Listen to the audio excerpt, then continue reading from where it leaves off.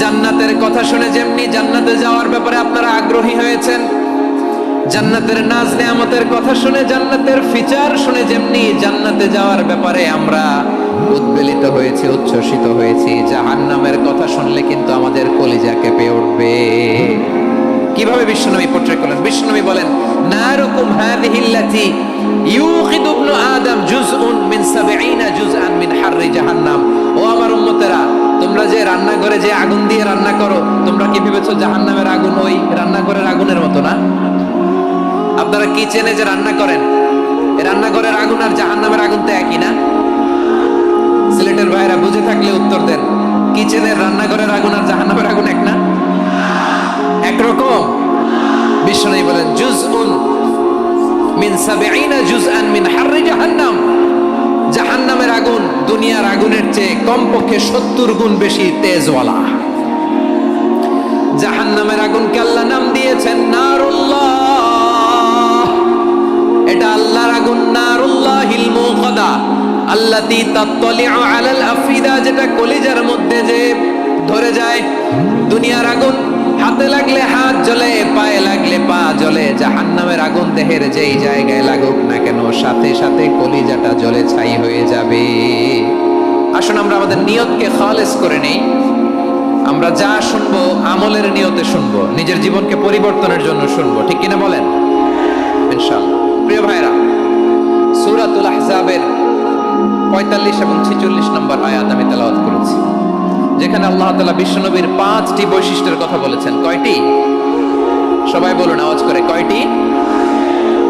৫টি বৈশিষ্ট্যের কথা আল্লাহ তাআলা এই আয়াত দুটিতে উল্লেখ করেছেন। বিশ্বনবী সাল্লাল্লাহু আলাইহি ওয়াসাল্লামের জীবনী, ওনার বায়োগ্রাফি নিয়ে কথা বলাটা দুষ্কর, কারণ এটার কোনো শেষ নাই, কুল নাই, কিনারা নাই, বিয়ন্ডলেস, বাউন্ডলেস, বটমলেস। সুবহানাল্লাহ বলেন। কারণ তিনি তো এমন নবী যিনি হ্যাঁ বললে এটা শরীয়তে হালাল হয়ে যায়। নবীর মুখ দিয়ে যদি বের হয় হ্যাঁ, নাম, ইয়েস, তাহলে এটা হালাল, ঠিক কিনা বলেন? এ নবীর মুখ দিয়ে যদি না বের হয় যে না, নো, তাহলে এটা শরীয়তে হারাম হয়ে যায়। কেমন নবী আমরা পেয়েছি, যিনি হ্যাঁ বললে হালাল, না বললে হারাম, যিনি সাব্বাবা, এই আঙ্গুলি উপরের দিকে উঁচু করলে চাঁদ ভেঙে ২ টুকরা হয়ে যায়, যে নবী জমিন থেকে পা উঁচু করলে আল্লাহর আরশে মেরাজে চলে যায়। এমন নবীর উম্মত আমরা হয়েছি। যে নবীকে বাদ দিলে কোরআন বোঝা যায় না, কারণ এই নবীর উপরই কোরআন নাজিল করেছে কে? এই নবীকে বাদ দিলে হাদিস বোঝা যায় না, কারণ হাদিস তো এই নবীর মুখনিসৃত পবিত্র বাণী। সুবহানাল্লাহ পড়েন। এই নবীকে বাদ দিলে জান্নাত চেনা যায় না,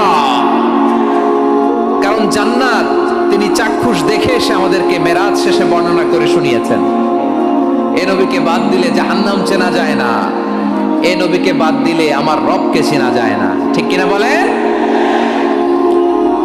তো বিশ্বনবীর ৫টি বৈশিষ্ট্যের কথা আল্লাহ তাআলা এই সূরাতে উল্লেখ করেছেন। আল্লাহ রাসূল সাল্লাল্লাহু আলাইহি ওয়াসাল্লাম যখন মক্কাতে দাওয়াত দিচ্ছিলেন, মক্কার কুরাইশরা নানাভাবে বিষ্ণু ঈসা ইসলামকে কষ্ট দিচ্ছিল, নানাভাবে ট্যাগিং করছিল, মিথ্যা অপবাদ দিচ্ছিল। কখনো কখনো তারা বিশ্বনবীকে বলছিল মিথ্যাবাদী, কাযযাব। কখনো বলছিল যে তুমি হচ্ছে জাদুকর, সাহির। কখনো বলেছে শায়ের, মুহাম্মদ তুমি কবি। কখনো বলেছে কাহেন, মুহাম্মদ তুমি গণক। এবং কখনো বলেছে মুহাম্মদ তুমি হচ্ছে মজনুন, মানে পাগল। আওয়াজ করে সবাই পড়ুন, নাউযু বিল্লাহি মিন যালিক। তাহলে বিশ্বনবীকে মৌলিকভাবে এই ৫টি অপবাদ দিয়েছে। আমার কলেজের টুকরা সিলেটের ভাইরা, বিশ্বনবীর ব্যাপারে মিথ্যা অপবাদ মৌলিকভাবে দিয়েছে কয়টি? ৫টি। বলেছে তুমি মিথ্যাবাদী, বলেছে তুমি গণক, তুমি কবি, তুমি পাগল, তুমি জাদুকর। বিশ্বনবীকে যে এই ৫টি অপবাদ দেয়া হলো, আল্লাহ তাআলা এটা সহ্য করেননি। এই ৫টি অপবাদের বিপরীতে আল্লাহ তাআলা বিশ্বনবীর ৫টি চমৎকার বৈশিষ্ট্য উল্লেখ করে সূরাতুল আহজাবের ২টি আয়াত নাজিল করেছেন। আওয়াজ করে পড়েন আল্লাহু আকবার। ৫টি চমৎকার বৈশিষ্ট্য সূরাতুল আহজাবের ভেতরে রব্বুল আলামিন উল্লেখ করে আমাদেরকে জানিয়ে দিচ্ছেন, ইয়া আইয়ুহান নাবিয়্যু ইন্না আরসালনাকা শাহিদান ওয়া بشيرا ونذيرا وداعيا إلى الله بإذنه وسراجا منيرا পড়েন আল্লাহু আকবার। রব্বুল আলামিন ডেকে বলেন, ও নবী, নিশ্চয় আমি আপনাকে সাক্ষ্যদাতা রূপে প্রেরণ করেছি, সুসংবাদদাতা রূপে প্রেরণ করেছি, সতর্ককারী রূপে প্রেরণ করেছি, আল্লাহর দিকে আহ্বানকারী রূপে প্রেরণ করেছি, আর আলো দানকারী চেরাগ রূপে, প্রদীপ রূপে প্রেরণ করেছি। পড়েন সুবহানাল্লাহ। পাঁচটা বৈশিষ্ট্য। এক নম্বরে আল্লাহ তাআলা বললেন, হে নবী, নিশ্চয় আমি আপনাকে সাক্ষ্যদাতা হিসেবে প্রেরণ করেছি। সাক্ষ্যদাতা, বিষ্ণু ইসলাম সাক্ষ্য দিবেন, এজন্য শাহিদ। শাহিদ মানে সাক্ষ্যদাতা। আওয়াজ করে বলুন, শাহিদ মানে কি?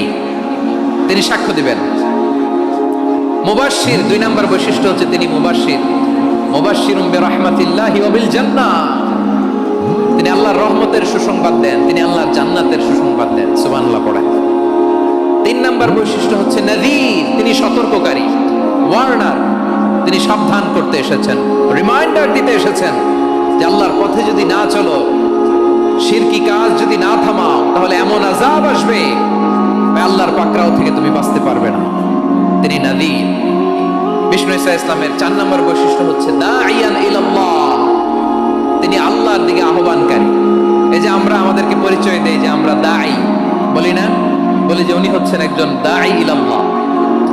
বহু বচনে আমরা বলি আদ-দুআত ইলাল্লাহ। এটা কোরআনের এই আয়াত থেকে এসেছে। সুবহানাল্লাহ পড়েন। ওয়া দাঈয়ান ইলাল্লাহি বিইذনিহি, আল্লাহর আদেশে বিষ্ণু ঈসা ইসলাম আল্লাহর দিকে মানুষকে ডাকেন। এবং বিষ্ণু ঈসা ইসলামের পাঁচ নম্বর বৈশিষ্ট্য হচ্ছে সিরাজাম মুনীরা, আলো দানকারী প্রদীপ, আলোকদীপ্ত প্রদীপ, যে আলো দিয়ে তিনি গোটা বিশ্বকে আলোকিত করেছেন। আওয়াজ করে পড়েন আল্লাহু আকবার। তাহলে মোট পাঁচটি বৈশিষ্ট্য নিয়ে আমরা কথা বলবো বিশ্বনবীর। আওয়াজ করে বলুন কয়টি? এক নম্বরে হচ্ছে শাহিদ, বিশ্বনবী সাক্ষী দিবেন। কি দিবেন? He will be witness for all prophets and for us, তিনি নবীদের উপরও সাক্ষী দিবেন, আবার উম্মতের উপরও সাক্ষী দিবেন। সুবহানাল্লাহ পড়েন। কিয়ামতের দিন আল্লাহ তাআলা প্রত্যেক নবীকে জিজ্ঞেস করবেন যে তুমি কি তোমার উম্মতের কাছে আমি যা যা পৌঁছাতে বলেছিলাম পৌঁছিয়েছো? নবীরা বলবে, আল্লাহ আমি পৌঁছিয়েছি। নবীদের কথা ঠিক কিনা, সত্য কিনা, এর সপক্ষে তখন বিশ্বনবী সাক্ষী দিবেন। সুবহানাল্লাহ পড়েন। উম্মাহ, মধ্যমপন্থী উম্মাহ হিসেবে প্রেরণ করেছি, যাতে করে তোমরা সবার উপরে সাক্ষ্য দিতে পারো, আর যাতে তোমাদের নবী হতে পারে তোমাদের উপরে সাক্ষ্যদাতা। পড়েন সুবহানাল্লাহ।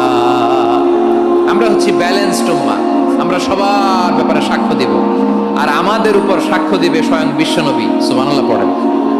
তাহলে আমাদের নবী নবীদের উপরও সাক্ষী, আমাদের উপরও সাক্ষী। সেই বুখারীতে এসেছে আল্লাহ তাআলা কিয়ামতের দিন সাইয়েদনা নূহ আলাইহিস সালামকে বলবেন, নূহ তুমি কি দাওয়াত পৌঁছিয়েছো তোমার উম্মতের কাছে? নূহ আলাইহিস সালাম বলবেন, হ্যাঁ আমি পৌঁছিয়েছি। এবার নূহের উম্মতকে আল্লাহ জিজ্ঞেস করবেন, হে নূহের উম্মতেরা, তোমাদের নবী নূহ কি দাওয়াত পৌঁছিয়েছে? নূহের উম্মত বলবে, না আল্লাহ, আমাদের কাছে কোনো সতর্ককারী আসে নাই, কোনো নবী টবি আসে নাই, কোনো দাওয়াতও আমরা পাই নাই, আপনারাও চিনি নাই, জান্নাতও চিনি নাই, জাহান্নামও চিনি নাই। নূহ আলাইহিস সালাম বিপদে পড়ে যাবেন। তখন আল্লাহ বলবেন, নূহ তুমি বললা পৌঁছিয়েছো, তোমার উম্মত বলে কিছু পায় নাই। নূহ তোমার কি কোনো সাক্ষী আছে? তোমার কথা আর তোমার উম্মতের কথা তো মিলে না। তুমি বললা তুমি আমার নির্দেশনা দাওয়াত পৌঁছে দিয়েছো, কিন্তু তোমার উম্মত বলে পায় নাই। নূহ তোমার পক্ষে কোনো সাক্ষী আছে? নূহ আলাইহিস সালাম বলবেন, আছে। কে? উম্মতে মুহাম্মাদী। তখন আমরা বলবো, আল্লাহ, আল্লাহর নবী নূহ আলাইহিস সালাম তিনি আপনি যা যা বলেছেন ঠিক তা তা তার উম্মতের কাছে পৌঁছে দিয়েছে। এবার নূহের উম্মতের সাথে আমাদের ঝগড়া লাগবে। তারা বলবে, তোমরা আসছো আমাদের হাজার হাজার বছর পরে, তোমরা কি করে জানলা? তোমাদের সাক্ষী ধর্তব্য হবে না। আমরা তখন বলবো, আমাদের কোরআনে তোমাদের নবীর নামে আল্লাহ তাআলা একটা সূরা নাজিল করেছেন, সূরাতে নূহ। আওয়াজ করে পড়েন আল্লাহু আকবার। আমরা বলবো, আমাদের কোরআনে তোমাদের নবীর কথা আল্লাহ আমাদেরকে জানিয়েছেন, দিন রাত এক করে তোমাদের কাছে তিনি দাওয়াত পৌঁছেছেন। তোমরা কানের মধ্যে হাত দিয়ে রাখতা, চেহারাটা কাপড় দিয়ে ঢেকে রাখতা, আল্লাহর নবী নূহকে পিটিয়ে ছালা দিয়ে পেঁচিয়ে তোমরা পাহাড়ে তুলে রেখে আসতা, সব আমরা জানি। আমরা যখন বলবো এই কথা, নূহের উম্মত চুপসে যাবে। তখন আমরা সত্য বলেছি কিনা এটা আল্লাহ তাআলা জানতে চাইবে বিশ্বনবীর কাছে। তখন বিশ্বনবী আমাদের পক্ষে সাক্ষী দিবেন। আওয়াজ করে বলেন আল্লাহু আকবার।